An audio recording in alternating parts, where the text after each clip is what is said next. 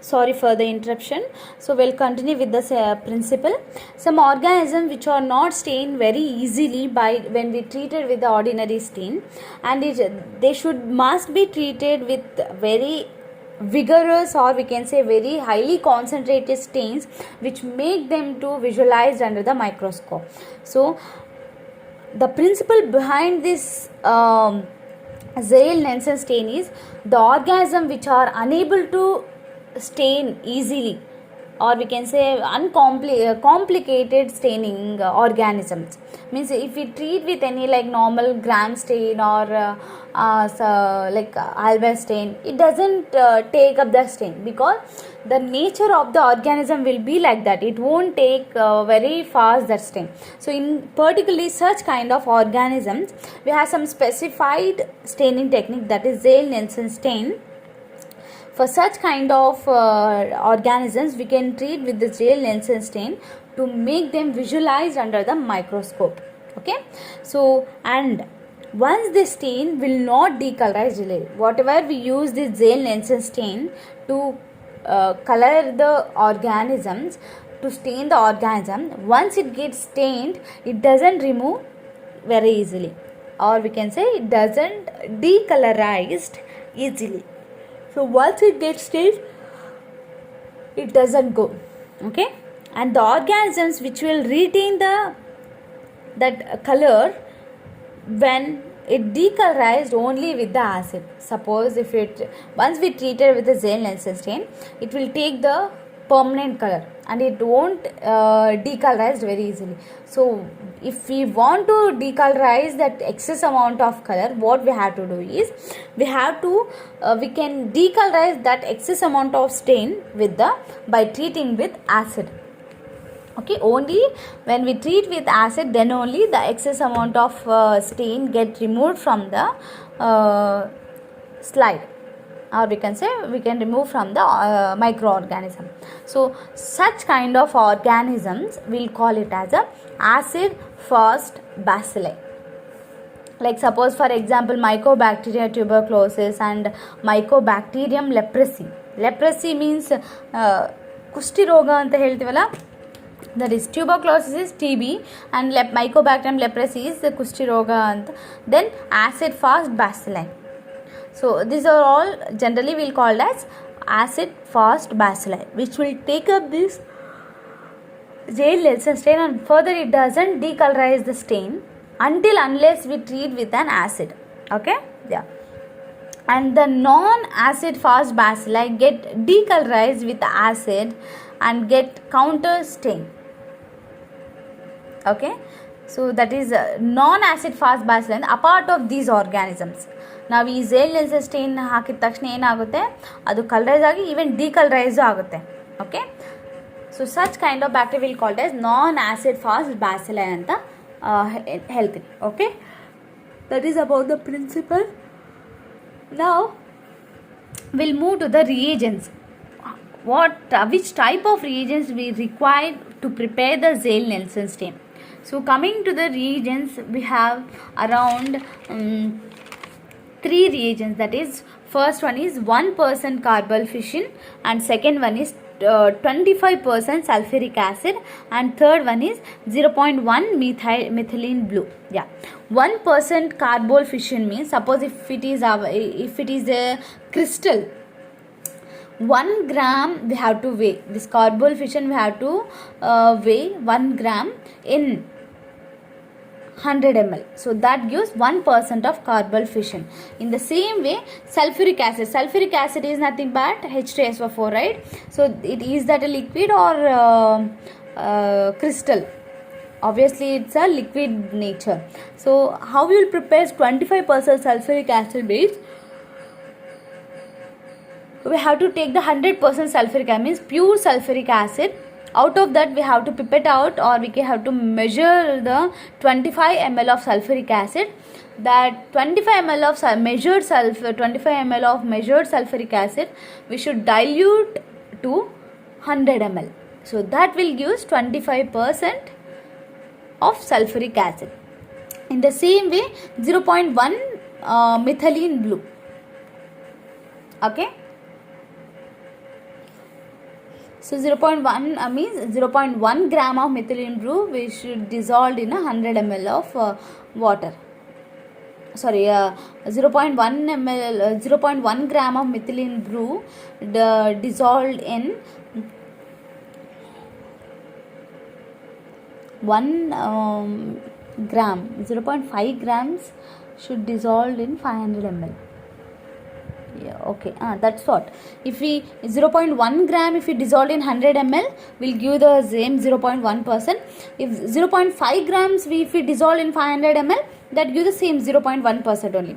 I'll give the example. See, if suppose 0.1 gram of methylene blue, if we dissolved in 100 grams of water, 100 ml of water, 100 ml of water, will get 0.1% methylene blue solution. Okay, in the same way, if we wait more 4 times more, that is if it's around 0.5 grams. If 0.5 grams, if we dissolve in 5 times of water, 500 ml of water, means same 0.1% of methylene solution only will get. Just here the volume of solution is differs. Here 100 ml, here 500 ml. That is the difference. In case of 500 ml, we have dissolved 0.5 grams, and in case of 100 ml, we have dissolved 0.1 gram of methylene blue. That's it. Okay.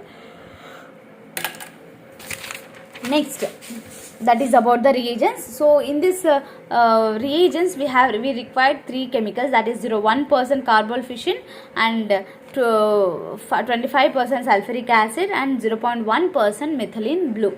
Okay, and coming to the procedure, first we have to prepare a smear. Everyone knows that how to prepare the smear, right? We have to drop a solution of organism at the tip of the test tube, and by taking another slide and to wipe it, so it makes a very thin smear on a slide, and over that we have to leave it for air dry and heat fixation. At room temperature we have to leave it for air dry, and after that we have to heat fix, means we have to move the slide over the flame for 2 to 3 seconds for about 5 times. Okay, that is a smear preparation. So first we have to prepare a smear of a sample to examine. Generally it is a sputum from a suspected pulmonary tuberculosis patient. So if to observe this tuberculosis, we have to take the live sample. That is means if any patient who are affected with the TB, TB means that generally it will affect to the lungs itself. So if any lungs or infection, the major thing which will produce in our body is the sputum. So in the sputum these organisms will be present. Okay, so the sputum is nothing but it is our body production when against to react with the antigens. Antigen means TB is an antigen, or we can say tuberculosis microorganism is an antigen into our body, and against to this TB our body will produce some specific type of material which will makes the organism to go out of the body. That is sputum. So the producing sputum is nothing but to block the organism to move further. Suppose if at neck area we have the sputum, that indicates you have some microorganism which will located at this region. So only at the specific region only the sputum secretion will happen. What will happen once the sputum will get secrete? The wherever the organism is there, the sputum will secrete at specific location, and it will, while coughing, the sputum with a blocked microorganism will come out by the sputum. Okay, so only we have to take the sputum from the suspected pulmonary tuberculosis patient. Then only we can observe this TB microorganisms. Okay, once after done with the preparation of smear, we have to air dry and heat fix the smear. Whatever I said, first we have to air dry at room temperature, and later we have to heat fixation. Heat fixation means to pass this over the flame around 2 to 3 seconds for about 5 times. So that makes the micro live organism will get fixed at particular location. Okay, that is a heat fixation. After that, what we have to do is we have to pour a drop of 1% carbol fission to entire surface of the slide. Why? Because smear preparation is nothing but the small amount of sputum will spread over the entire slide. So we don't know where the microorganism will exist in that smear. So to check that the entire slide, we should apply this 1% carbol fission to the entire surface of the slide. Then heat the slide from underneath of vapor starts rising. Do not let stain to dry. Means we have to heat fix it in such a way that the organism should not get killed. Heat the slide from underneath till vapor starts rising.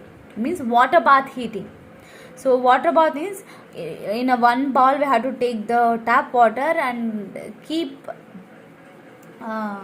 some supporter over on the beaker. So once it get heat, the fumes will come, right?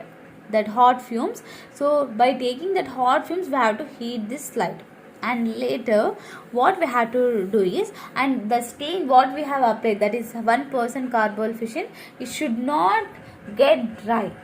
It should be slightly wet when we should not leave to get dry that 1% carbol fission.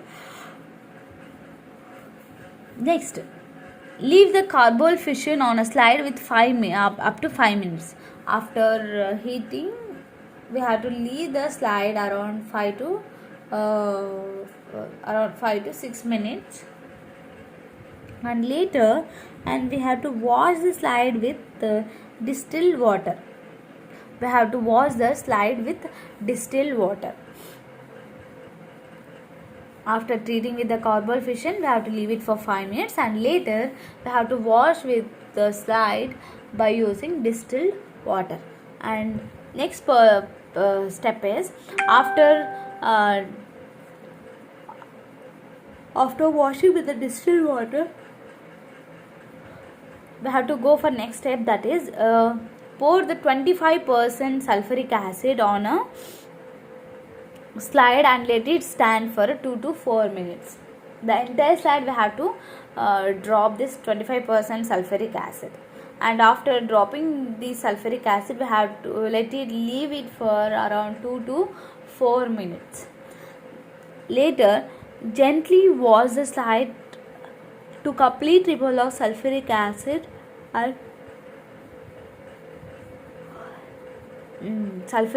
and stain wash with the tap water. Means to remove the excess amount of sulfuric acid and excess amount of stain, we have to gently remove the stain and sulfuric acid by using the tap water. Okay, if we keep that slide over under the tap water slowly, so it makes to clear the sulfuric acid and as well as the excess amount of stain. Next, after that we have to do the last stain, that is 0.1% methylene blue. So after removing, gently wash with the tap water, but we have to treat those slide with a 0.1% methylene blue on the slide and leave it for 30 seconds or 1 minute. Okay, and gently rinse the slide with the tap water and air dry. So after 1 minute or 30 seconds, we have to wash slide with the tap water to remove the excess amount of methylene blue, and after gently wash, we have to keep it for air dry. Okay, and later what we have to do is, this acid fast bacilli looks like a very thin rod like structure and slightly curved. They can appear like isolated in pairs or in lumps. They can stand out clearly against the blue background color. Yeah. So after treating with all the reagents, finally we'll get the result. So these bacilli looks like a very thin red rods and are slightly curved, either side of the tips or either one side of the tips may be curved, and they can appear isolated in a pairs or in lumps.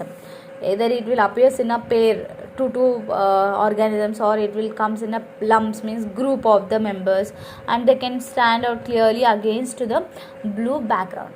Okay, because by treating with the methylene blue, it will provide the blue background over the slide. So by that we can easily recognize organisms. Okay, so that is about the Zale-Nelson stain. Now we'll move to the next one, that is negative staining. Okay, negative staining is a technique by which bacterial cells are not stained but the background is stained with an acid dye leaving the cells which contrastingly colored. Okay, what it means is negative staining. The word negative itself shows different naming. That is, negative staining is a technique where the bacterial cells are not stained but the background is stained with an acidic dye. So here the nature of, generally the criteria behind the staining itself to stain the target organism, but in this negative stain it doesn't stain the target organism. It will provide the background color to the organism. Means suppose this is a you have to observe this my finger under the microscope, think it is a microorganism. So once if we stain by this negative staining, my finger doesn't get stained, means doesn't get any color, but my background, suppose this is a slide and this is my this is organism, but this organism won't get colored, but the background surface will get colored. Due to the surface of background, we can easily observe the organism. Suppose before staining it may look like this. Okay, after staining it may look like this. See, you can see the difference. Appearance of my hand over the white background and appearance of my hand over the dark background. Okay, so that will be a difference. So organism under the dark background which will be more visualized compared to the lighter background. Okay, so because of that nature they have identified this negative staining technique. Now we'll move to the step by step how this technique is included. So the black dye nigrosin is commonly used in this negative staining. They'll use common dye, that is black dye nigrosin is commonly used to stain for this negative staining technique. And the other negative stain includes like ink, cargo red, eosin. So apart of the nigrosin, they have some other negative stains also. Those are ink and cargo red, eosin. These three are other negative staining techniques. And but method will be a differ from one negative stain to other negative stain. Okay, and this technique is used for those cells or structures that are difficult to stain directly. Suppose some type of cells, suppose if you see the person who is having the dark skin, if you apply the black color, is that effect to after applying it back, is that any shows any effect to the person? No. Why? Because the skin itself black, even though skin is dark, after applying the black color also it doesn't show much difference to the skin. Suppose if any fair person, if he applied the black color, what will happen?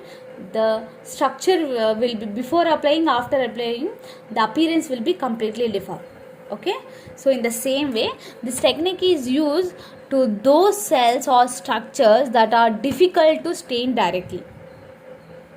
Which type? Some structures will be there which are very difficult to stain directly to those structures. So such kind of nature of bacteria, they have identified the this method, that is negative method. So they won't stain the target cells, but they'll provide the background color which can makes the organism get visualized very clearly due to the presence of this background color. And this negative staining is generally applied, or we can say demonstrated, like spirochetes and capsules. Spirochetes means everyone knows about the spirochetes, right? And capsule means where it will be present capsules over the bacteria. Outermost layer of the bacteria is a capsule, or we can, capsule is no capsule won't be present in all kind of bacteria. Only who are capsulated, the bacteria which are capsulated, only capsulated bacteria only we can find the capsule. Okay, so this staining technique majorly they'll use to apply for spirochetes and the capsulated bacteria. Okay, now we'll move to the next principle. Okay, principle.